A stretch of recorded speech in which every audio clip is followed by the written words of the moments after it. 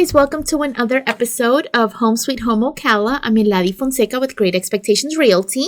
And I'm Ali Pena with Great Expectations Realty as well. So welcome back, and today we're going to talk about a couple different things that we've been talking about kind of amongst ourselves.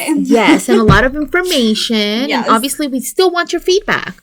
So we've been giving you our number at the end of every podcast, at the end of every video.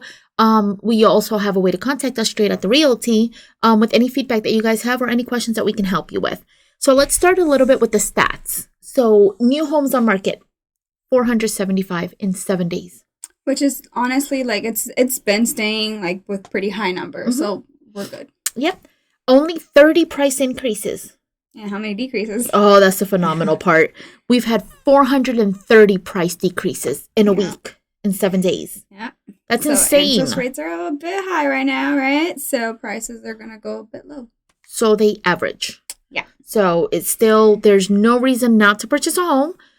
Interest rates are high. Remember, you can buy down points, but also with the price decreases, you're averaging. It's kind of, it's balancing out. The good thing is if you do have that extra cash to buy down those points, you can get, a nice priced home that hopefully you can sell later on if you want to. Right.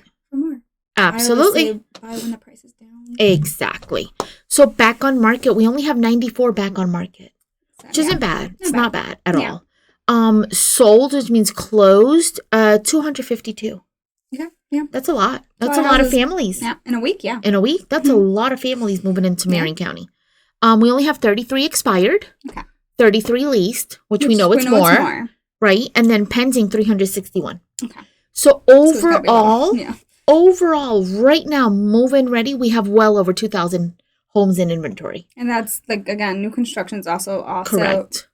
Right there, we have a lot of developers right now making new homes. Yep. We're starting to see also a rise again on those smaller developers too. Yes. Building in just your own lots. And the good thing is that they're offering incentives. Correct.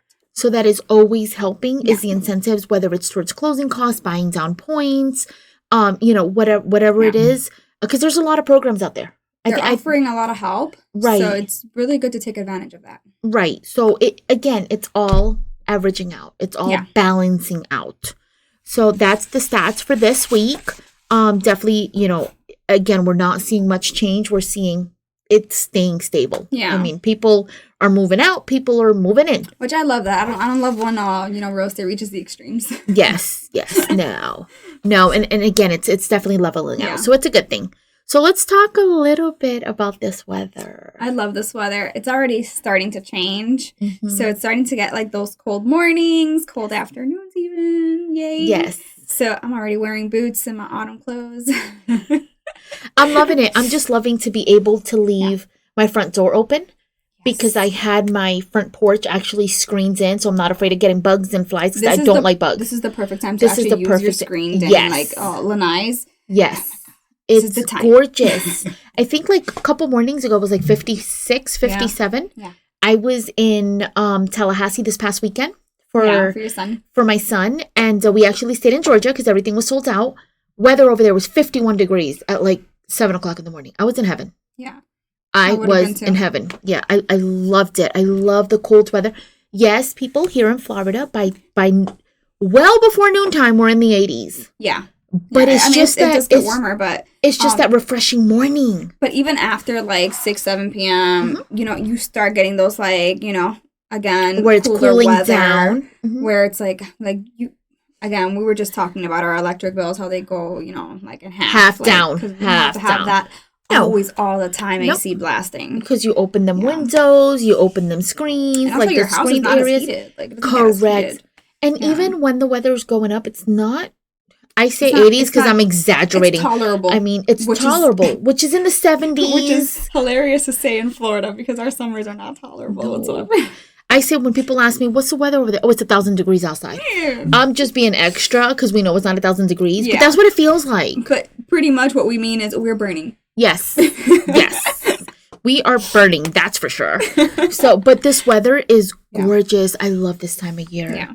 I love it. It's not like the weather up north. No. We don't see the changes in the leaves and stuff like that. I do miss that from being from New York and being raised in the city. I did see that. I was, I saw the the changes of the leaves, the orange, the falling of. It's beautiful. We don't get that here. I used to love going to Tennessee because you see that too. You see how, yes, and especially if you're driving down like those mountains, like you get to see all the leaves changing. It's gorgeous. We don't get that in Florida. However, we also don't get your terrible snow. So yes, so we'll keep that over there. And also I wanted to mention, since I'm like from South Florida, right? It doesn't get as cold.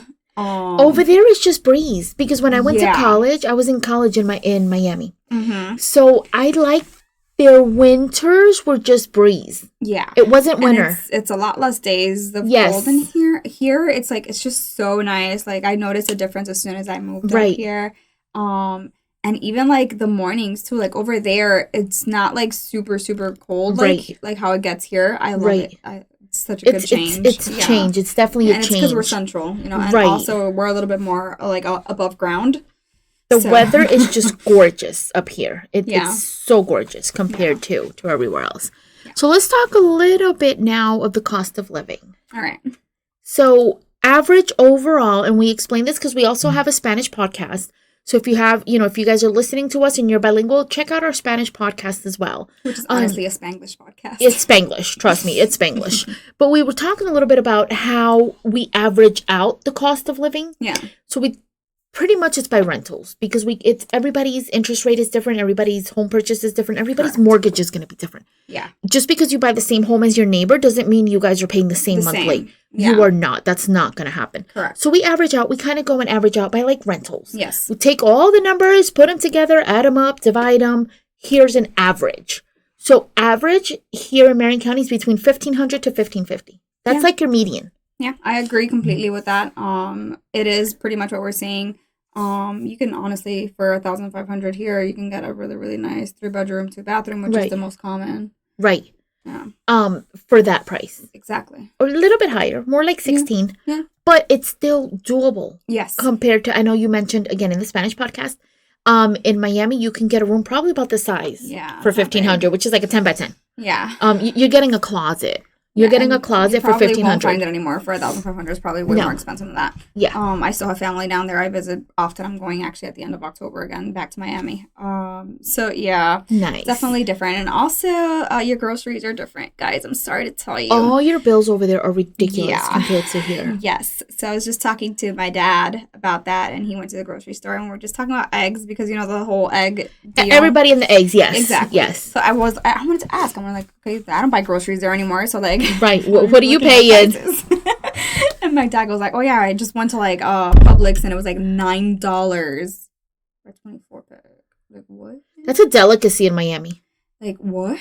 Yeah, at one point it was a delicacy here because but now okay, so my family's big. Usually we don't do breakfast during the weekdays because with the school schedule and just trying to get out the house is hectic. But on weekends, they like their scrambled eggs, they like their bacon, they like their toast. So I just go and I bake a lot. I bake a lot. Yeah. So I buy like the carton, like the 60 count eggs. I pay less than $6. Exactly. At Walmart. It's insane. It's the prices. It's insane. At one point it was $12. I'm like, okay, we ain't eating eggs. We're eating pancakes on the weekends. Because I'm like, that's just ridiculous. Was that when the whole shortage was happening? Okay, yeah. I'm like, what is up with the chickens? So, I'm like, chickens, come on, y'all need to lay quicker or something. I will say this really, really cool, and I know I mentioned in the Spanish podcast, we have a lot of farmers market, and we have a lot of owner-owned farms. Yes. That produce their own products like eggs and honey and meat. Also, the Summerfields area, you go in mailboxes, you see fresh eggs come in, and then you just drive up. Okay, you're literally in somebody's technically home. Right. It could be. It is. It's their private home. Yeah, exactly. And then you just purchase from there locally. It's great. It's great. You might pay a little bit more because again, it is fresh produce. But you're saying it's fresh. Exactly. It's fresh, and you're helping somebody little out because you're not. You ain't driving into somebody's driveway to put them at Walmart. When those crazy prices of shortages happen, you could just go ahead and just buy a better product for about the same price. The same price or even less. Because it was at that point, I think it was almost less just to go to a farm and just buy it. Get eggs. I was like, at one point I was like, I'm gonna get chickens. But then I'm like, I ain't cleaning up all that mess. I said the same thing, but I'm sorry, you guys. I just don't love birds. She likes dogs. Listen, I love almost every animal, and I love birds of prey, like the hawks and the owls and the cool stuff.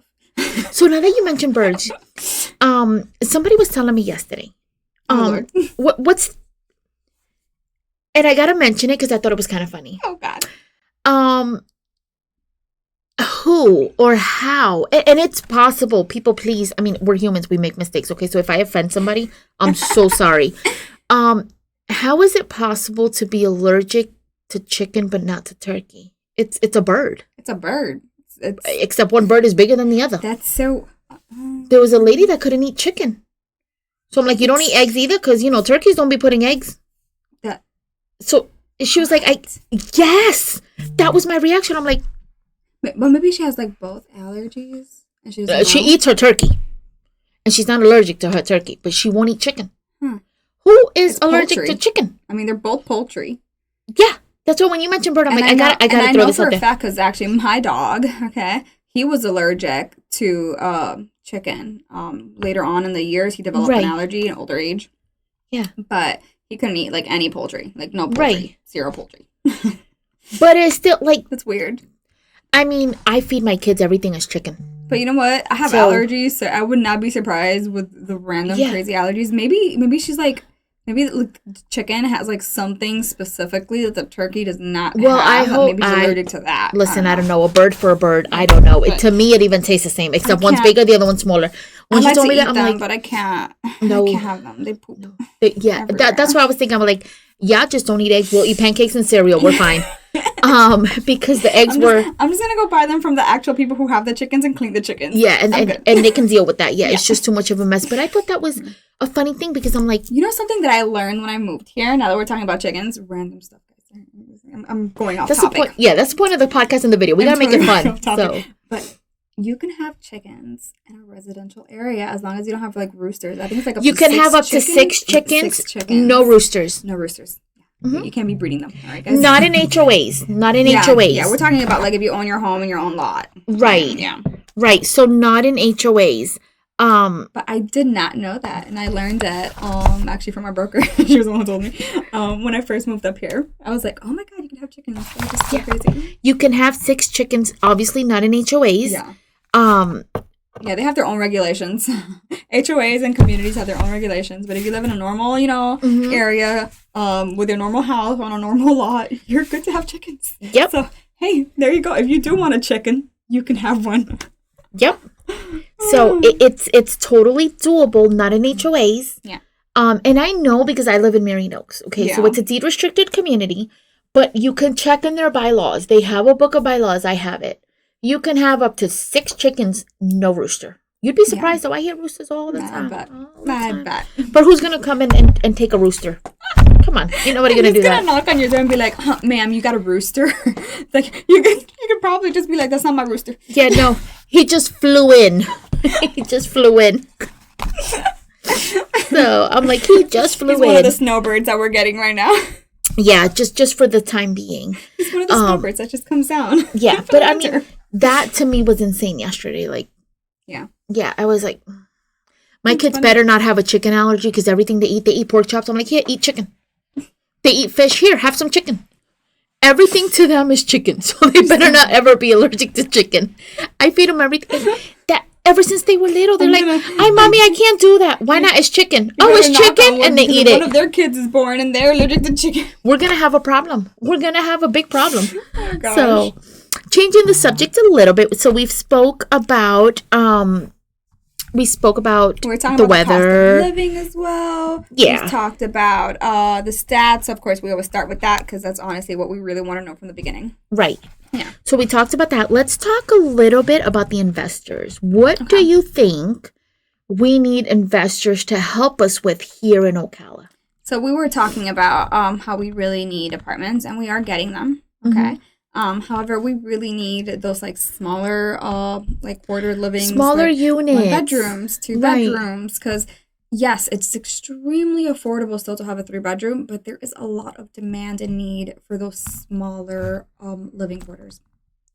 And more of, and I hate to say this, but more of the affordable. Yeah. And I'm not saying about just low income, but I have a lot of older residents that call and they're like, listen, I really need like one. It's just me.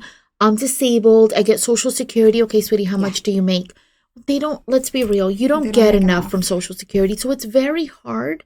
And then a lot of these lower income apartments and stuff like that, they're already gone. So it's hard. And it breaks our heart because we like to help everybody. Yeah, there's not a lot of them. There really isn't. Like, I get calls every single day, asking for smaller units, more affordable rent. Right. And it's hard because I get it. It's a big, you got to invest all this money. So you want to get this money back. But there's also like, and I've always thought about it this way. Like, I'll go around, there's been a couple hotels that have been abandoned and stuff, I'm like, why can't somebody just fix it up? And even if it's that, just make that low income. You're still getting those little bedroom, just something more affordable. Like, I really feel in my heart that that's what we need. We need to be able to help out, especially our elders, our vets, because we have a lot of vets that are, they don't have places to live, so you see them in the shelters. Even for just students, too. For students, correct. A lot of students, like, again, our colleges is growing. We have a lot new, like, education coming forward into Ocala, into Marion County. And a lot of those kids also need one bedrooms. They don't really need, like, a huge place. They don't need a house. They don't need a 3-2. Exactly. They need a 1-1. And we don't have a lot of those. I think we manage less than 20 of those because there ain't many. There ain't many. Yeah. So as a management company that we do that, we manage over 300 properties. Yeah. Okay, that's why we have a lot of property managers. But honestly, most of ours are single family. They're big. Homes. They're big. Mm-hmm. So we definitely need smaller. Yeah. So I think that would be definitely a good thing to bring into Marion County. We do see a lot of construction with a lot of apartments coming in and stuff like that, but just investors that are willing to do something lower. A lot of those apartments are being marketed also as like luxury apartments. Correct. And you're paying a luxury price. Yeah. Which is not really, I don't see that on demand. I'm sorry. No. Yeah, I don't see that on demand. Because again, houses are still so much affordable that you can honestly just rent a house for the same price. So exactly. Why would I pay for a luxury apartment when I can have my own house with a 2-car garage? Exactly. So I mean, it's just things that, again, us as wanting to do this podcast and these videos to kind of give you more information and help the public out. That's what we see that is really needed here in Marion County. Just some of the stuff that's needed. And also just helping out investors too. A lot of you guys don't live here. Don't know what's going on. Don't really know what's needed. Yeah. Right. What the people really are asking for. Absolutely. So let's talk a little bit about the events going on this weekend. We have a lot of things going on. We do have a lot. Let me, and again, I know I'm on video, but I am going to grab my phone. It's not that I'm texting anybody. I'm going to be on 2 events this weekend, so Saturday and on Sunday. So that's going to be a lot of fun. You can come out and meet me. A lot of us are going to be there. We have on Saturday, I believe, the Hispanic Festival.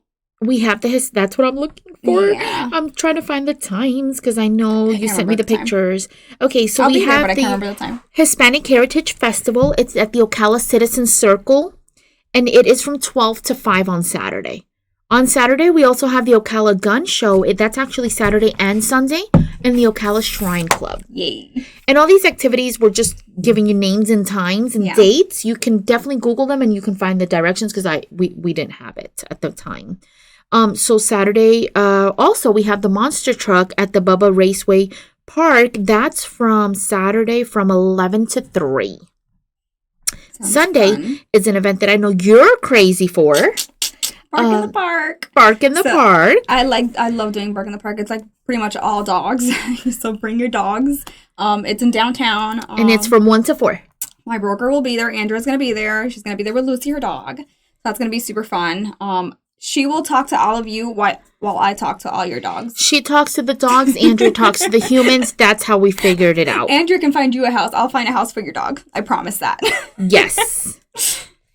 So that is what we are doing these coming weekends, another event that we have on November 4th, which we love to talk about it, and we just want to keep on putting this out there, is our annual chili cook-off. We want you to be there. We want you to meet us. Most of us are going to be there. It's so much fun. I think it's honestly like one of like the best. That's one of the best. It's the best. I wait yearly for that. I'm going to call it. Yes. I think it's the best event that we do. Yes. We wait the whole year for that. Like we plan ahead of time. Yeah. So last year, we decided to do a Hawaiian theme.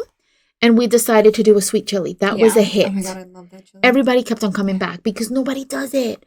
It's huge. It's definitely like a huge community event. Correct. So you're going to see a lot of people there. The firefighters are there. Oh, that's, Yeah. So it's always really, really fun. And it's for a good cause. And you really do get to meet Marion County there. Yes. Everybody's there. Different restaurants, different hotels, different realties. There's also like a huge like inflatable playground for kids. So bring your kids. It's super fun. I even went down the slide because I am the size of a child. So it's definitely a fun-filled event. Again, we are letting you guys know ahead of time because I know I will definitely be there. I know you will be there. Hold on. What will you be doing there? Oh, I will be serving the chili. That is my favorite part. I mean, I set up the whole booth. Besides, we do the decoration.